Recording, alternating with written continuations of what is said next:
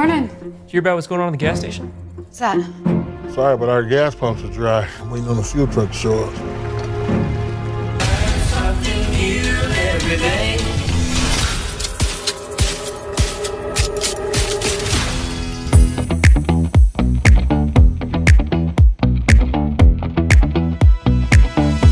This is Flip Flop. Before we get started, please hit the like button and subscribe if you enjoy these reviews and would like to see more. We would greatly appreciate it, and it would help our little channel grow. Welcome back to Flick Flops, where today we're unraveling the tightly wound thriller The Last Stop in Yuma County. Directed by Francis Galluppi, this film throws us into a heated hostage drama in the dusty Arizona desert of the 1970s.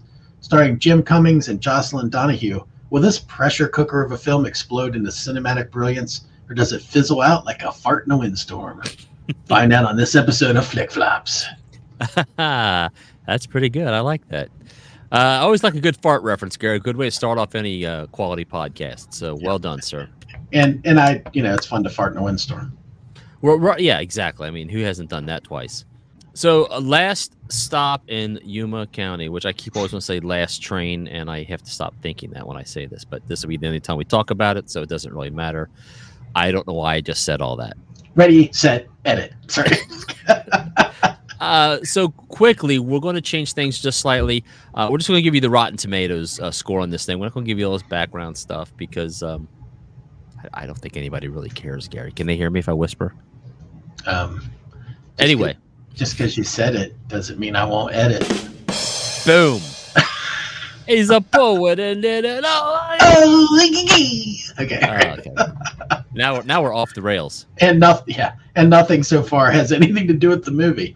Right. So anyway, Rotten Tomatoes has this thing sitting at 96 with the critics and 75 with the audience.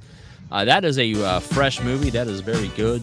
Both those rankings are pretty good, and yeah. I agree. On this thing. You want to go right to our ratings next, Gary? Yeah, let's do it. Let's just write in, and then we'll talk about it. All right. A quick reminder that our rating system is unconventional. We don't hand out stars, we hand out poos and TPs, up to 5 of them. And just to add more confusion, the more we give, the crappier we think the film is. Crappier, get it?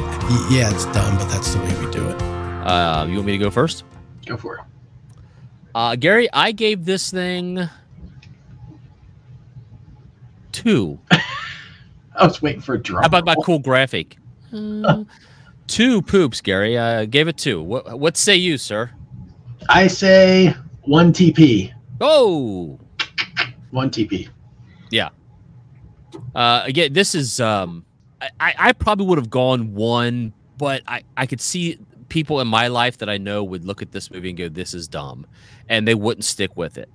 And I try to always gauge things that way. I mean, I know it's supposed to be my opinion, and it is my opinion, but yeah. I always look at my kind of go-to is, would I recommend this to anybody, everybody, certain people? I would recommend this to most people that I know. This is a pretty good flick. I loved the time frame this thing was set in. I think he does a great job setting this thing up, and I probably should have gone 1, but I'm sticking with 2 for now. All right, well, let's talk about the good. Yeah, so like I had said just a second ago, I love the feel and the setting of this film. Gritty, yeah, 70s. Even to me, the film even felt like it watched like the 70s film would watch. Does that make sense? Oh, like yeah. It's not in 4K and everybody's super it's super realistic. This felt like it was shot on film, and I don't know that it was, but it just had a nice feel to it. The color grading of it and the tone of the there you go. Yeah, it definitely had that old feel to it. Yeah, and for those of you who don't know anything about this film, and I think you're best to watch films without watching previews. At least I find I enjoy them more that way because I have no idea what these films are about. I just turn them on and watch them. This thing, I'll give you this little advice. It has a very Tarantino type feel to it, or maybe even Coen Brothers, maybe. Mm-hmm. Yeah. So if you like that type of stuff, you think like Pulp Fiction-y, maybe possible Reservoir Dogs. This film is that kind of feel. Not as violent. Well, I shouldn't say that. There is some violence in this film. I started backing something. I was like, wait a minute, you Yeah. don't talk yourself into a corner here. Yeah. But not as so over the top as Tarantino, but there are some scenes in this movie that made you go, oh my God, this is very reminiscent of the style of Tarantino. And I mean in a good way. I don't think it's a ripoff. I think this is a nice little, you can see the next generation of filmmakers who were influenced by Tarantino and Cohen and those people. And this is what we're getting now. And I kudos to these guys. A great job on the film. Yeah, I will say that for the plot, this is not a plot you're going to get lost in. It's very simplistic setup. Yeah. You're in you're in a gas station next to a diner. The gas station is currently waiting for their delivery of gas. So they're waiting for the truck to show up. Some people, this is the last stop until you get to the next gas station, which is 100 miles away. And so you've got these people that are kind of filtering in and find out they have to wait there until the truck gets there. I don't want to say much. Yeah, all of those these people are involved in something. Yeah, and it's better to not say much about it other than that. It's a good setup, limited in its scope, and you've got a bunch of characters that everything kind of comes to a head.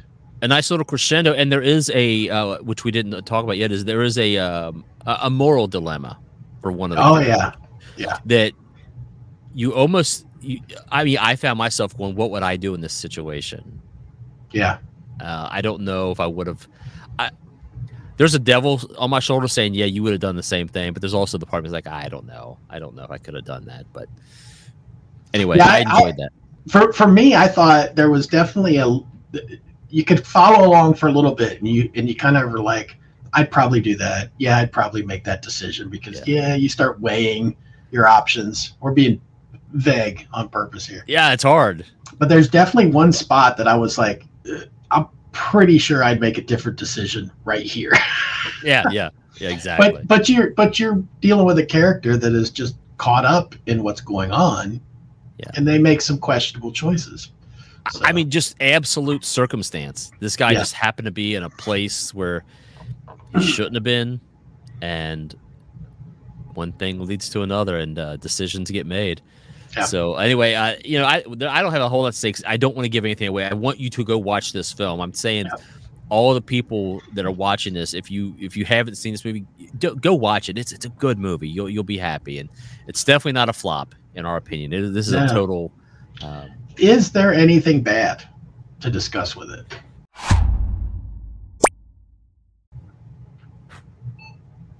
For me, no. I don't have anything. I really don't. I mean, I thought about it, and if I have anything, it'd be just nitpicky, and I don't want to do that. So I'll say no. For me, no. I would say the only type of bad thing that I would put is kind of what you mentioned before. Audience. This is definitely for a particular audience. However, I think it's more for most people. It's just there's probably a small handful, a section of people that are like, I don't like a lot of violence in my movies, right? And they might be steered away from this. But I don't. I just think it's very few people that wouldn't get some enjoyment out of this. Right? Teresa, my better half, my partner in crime, would not enjoy this movie. She'd be one of the people that say this movie's dumb. And that's fine. That's who she is. She doesn't like violent films at all, and this has some violence in it, so I know where she would come from. Yeah. And I think she would also not enjoy the slow burn that this movie has a feel of. It does have a little bit of that, for sure. I mean, it's definitely building towards something, though, and you can feel kind of you just know something's going to happen, and you're just waiting for that moment to arrive. And so there's a lot of tension built. It's waiting. It's like, okay, something else happens. Like, oh my god. So yeah, good job on this film, people. Yep, loved it. I hope to see more like this. Actually, I don't know much about the filmmaker, but it'd be interesting to see what he's got coming next. I do have one little note that I wrote down just as I saw it as a little thing. So I think you mentioned the filmmaker, right? This Francis Galluppi. Galluppi. Yeah. He has been tapped to write and direct the remake of the Evil Dead. Oh, okay. So, or whatever, reimagining of it, the newest version of Evil Dead. At the time of this recording, he's been tapped to write and direct it. So if you're a fan of Evil Dead, and you could probably see what this guy's style is if you want to see this. I thought they relaunched that franchise to a degree already, but maybe they're doing it again. I don't know. That would be that's a whole topic of another discussion. Yeah, I'll say we need to have a conversation of how unoriginal Hollywood is. Yeah. In this world. So yeah, sad, but that's true. Well, that's all I got, man. I mean, I think people should watch it if they like this type of film, and I really enjoyed it. So yes, go see it. All right, thanks everybody. Thanks for watching. Please comment, like, subscribe, and let us know down below. Did you see The Last Stop in Yuma County, and what did you think about it? Let us know. Thanks.